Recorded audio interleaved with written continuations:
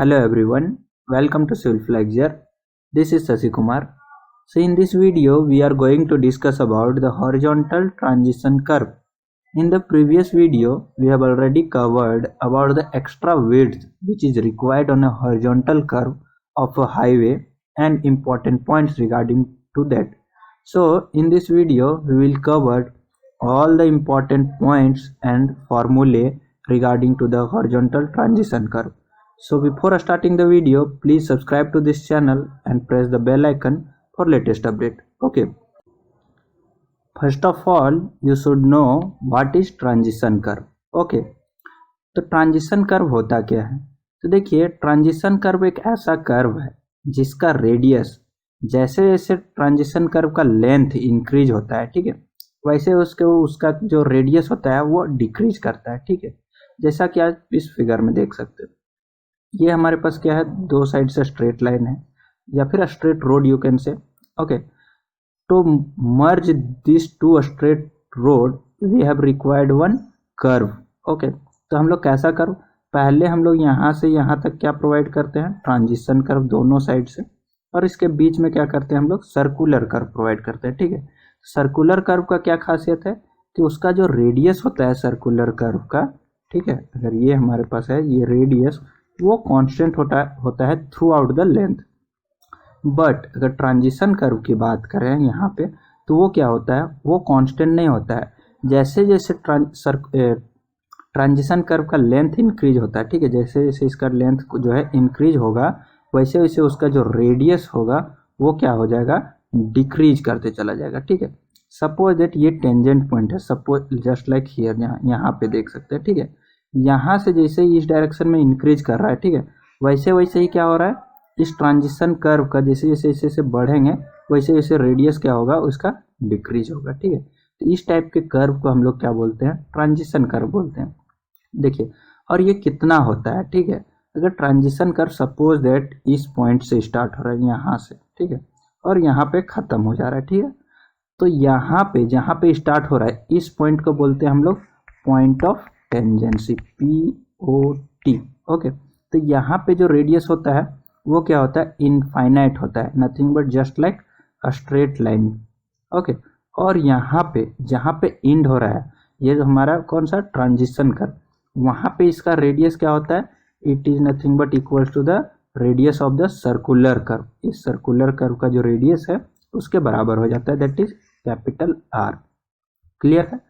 तो देखिए डेफिनेशन की बात करते हैं हम लोग ट्रांजिशन कर्व की, तो देखिए क्या है, transition curve is provided to change the horizontal alignment from straight to circular curve gradually and has a radius which is decreases from infinity at the straight end, that is tangent point, to the desired radius of the circular curve at the other end, that is a curve point, ठीक है।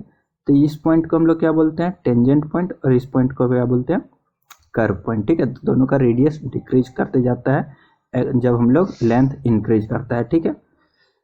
तो देखिए अब क्या है, transition curve provide करने का क्या पर्पस है, ठीक है, या फिर यू कैन से क्यों प्रोवाइड करते हैं, ठीक है। तो देखिए तीन चार पॉइंट है, इंपॉर्टेंट पॉइंट है, उसको समझते हैं क्या होता है। First one, to introduce gradually the centrifugal force between the tangent point and the beginning of the circular curve and comma avoiding sudden jerk on the vehicle, ठीक है। तो देखिए क्या होता है, यहाँ से यहाँ के बीच में, ठीक है, क्या होता है, मैं सुपर एलिवेशन जब बता रहा था तो मैं बताया था कि जब हॉरिजॉन्टल कर्व में व्हीकल मूव करता है तो आउटर साइड में क्या लगता है, सेंट्रीफ्यूगल फोर्स लगता है, ठीक है। तो उस सेंट्रीफ्यूगल फोर्स को डायरेक्टली ना एक्ट करवा के ग्रेजुअली अगर व्हीकल में एक्ट करवाना है तो हम लोग क्या करते हैं, हम लोग ट्रांजिशन कर्व प्रोवाइड करते हैं, ठीक है। तो इसीलिए यहाँ से इसका क्या होता है, रेडियस धीरे धीरे डिक्रीज करते जाता है, ठीक है। ये हमारा पहला, इससे से क्या होता है, क्या प्रॉफिट होता है, अवॉइड सडन जर्क। जब हम लोग का सेंट्रीफ्यूगल फोर्स ग्रेजुअली इंट्रोड्यूस होता है तो उसमें से क्या हम लोग का jerk on the vehicle feel नहीं होता है, ठीक है, सडन जर्क जो फील होना चाहिए वो फील नहीं होता है, ठीक है, पहला मेन पर्पस हो गया ना। सेकेंड है to provide gradual introduction of super elevation, ठीक है। देखिए क्या होता है, सुपर एलिवेशन जब हम लोग हॉरिजॉन्टल कर्व में प्रोवाइड करते हैं, ठीक है, सपोज दैट ये हमारे पास कोई एक हॉरिजॉन्टल कर्व है, ठीक है, रोड है, क्लियर। तो यहाँ से यहाँ तक क्या है हमारे पास, ये हमारे पास ये जो है इतना सर्कुलर कर्व है, ठीक है, सर्कुलर कर्व, और यहाँ से यहाँ तक क्या है, ट्रांजिशन कर्व, ठीक है।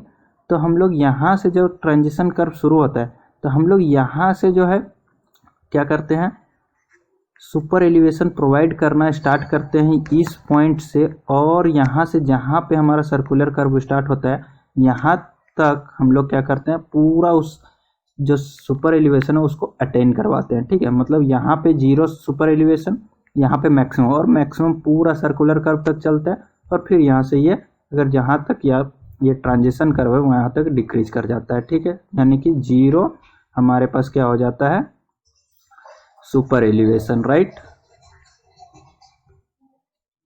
नाउ नेक्स्ट जो इम्पोर्टेंट पर्पस है वो है to provide gradual introduction of extra width. देखिए सर्कुलर कर्व में जो होता है ऐसे हम लोग आउटर साइड में कुछ एक्स्ट्रा विड्थ प्रोवाइड करते हैं और इनर साइड में, ठीक है, ये इस वाले पोर्शन में। तो इसको भी हम लोग क्या करते हैं, जो भी अटेन करवाना रहता है एक्स्ट्रा विड्थ को, उसको भी ग्रेजुअली हम लोग इस ट्रांजिशन कर्व के लेंथ में ही ग्रेजुअली इंट्रोड्यूस करवाते हैं, ठीक है। तो ये हमारे पास मेन पर्पस हो गया ट्रांजिशन कर्व का, ठीक है। नाउ इम्पॉर्टेंट इसके बाद आता है requirement of an ideal transition curve, ठीक है। कोई भी हमारा अगर आइडियल ट्रांजिशन कर्व हम लोग को प्रोवाइड करना है तो उसका क्या रिक्वायरमेंट होना चाहिए, ठीक है। तो उसका रिक्वायरमेंट ये होना चाहिए कि length of the transition curve जो होगा वो इन्वर्सली प्रोपोर्शनल होगा, दैट इज रेडियस। मैं स्टार्टिंग में बताया था कि ट्रांजिशन कर्व क्या होता है, जैसे जैसे उसका लेंथ इंक्रीज होता है, ठीक है, वैसे वैसे ही उसका रेडियस जो होता है डिक्रीज करता है, ठीक है।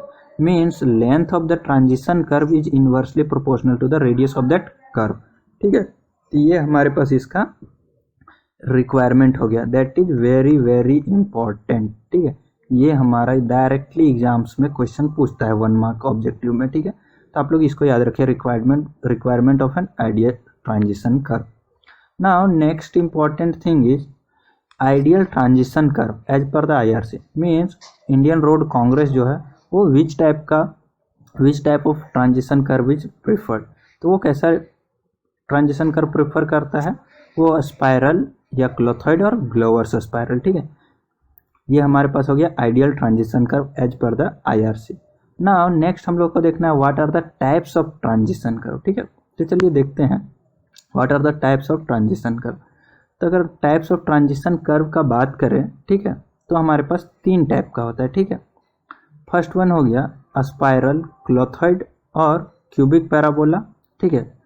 एक हो गया सेकेंड लेमनी स्केट पैराबोला, और एक है बर्नौली लेमनी स्केट, ओके, उसी को हम लोग लेमनी स्केट भी बोलते हैं, ठीक है। और एक स्पाइरल हो गया, देखिए 3 टाइप का, एक बर्नौली लेमनी स्केट, एक स्पाइरल और एक क्यूबिक पैराबोला, ठीक है। तो हम लोग का आइडियल कौन सा है, ये स्पाइरल वाला है, ठीक है। और जो ये बर्नौली लेमनी स्केट है, ठीक है, देखिए बर्नौली लेमनी स्केट कैसे है, अगर हम लोग एक्सिस की बात करें तो कुछ ऐसे है रिप्रेजेंट किया हुआ, ठीक है। और बर्नौली लेमनी स्केट कुछ कैसे है, ऐसे रिप्रेजेंट हो रहा है, ठीक है। तो यहाँ से जो एंगल बन रहा है, 1 एंगल, 2 एंगल, 3 एंगल, ठीक है, 4 एंगल, ठीक है। तो ये जो एंगल है अप टू 60 डिग्री तक, ठीक है, अप टू 60 डिग्री तक ये जो हमारा Bernoulli lemniscate transition curve है वो बिहेव कैसा करता है, वो हमारा स्पाइरल के जैसा एक्ट करता है, ठीक है। मीन्स सेम एज बिहेवियर उसका सेम ही होता है, बर्नौली लेमनी स्केट का स्पाइरल ट्रांजिशन कर्व के जैसा ही बिहेवियर होता है, मीन्स सेम प्रॉपर्टीज होता है, लेंथ, रेडियस, ठीक है, अप टू 60 डिग्री पे, ठीक है, क्लियर है। तो टाइप्स समझ में आ गया। तो देखिए उसका नेक्स्ट है it fulfills the requirement of an ideal curve, that is, पहला क्या रिक्वायरमेंट है, rate of change of centrifugal acceleration is consistent, that is smooth, and second one radius of the transition curve is infinity at the straight edge and changes to R at the curve point, ठीक है। जो मैंने अभी बताया था कि जो tangent point है वहाँ पे उसका रेडियस इन्फिनिटी होता है और जहाँ पे कर्व पॉइंट होता है वहाँ पे वो आर तक चला जाता है, ठीक है। तो ये हमारा हो गया types of transition curve. Now देखिए ये हमारा इम्पोर्टेंट पॉइंट्स, ठीक है, इम्पोर्टेंट कॉन्सेप्ट हो गया और क्या होता है हमारे पास ट्रांजिशन कर्व, ये क्लियर हो गया। नाउ नेक्स्ट थिंग जो है कि how to decide the length of the transition curve. To fix the length of the transition curve we have 3 method और 3 formulae. Okay, so first one है हमारे पास when rate of change of centrifugal acceleration is acting, mean centrifugal acceleration जब act करेगा तो कितना होगा, ठीक है। तो उस केस में हमारा लेंथ ऑफ ट्रांजिशन कर्व हो जाता है L S equal to V cube upon C R, ठीक है।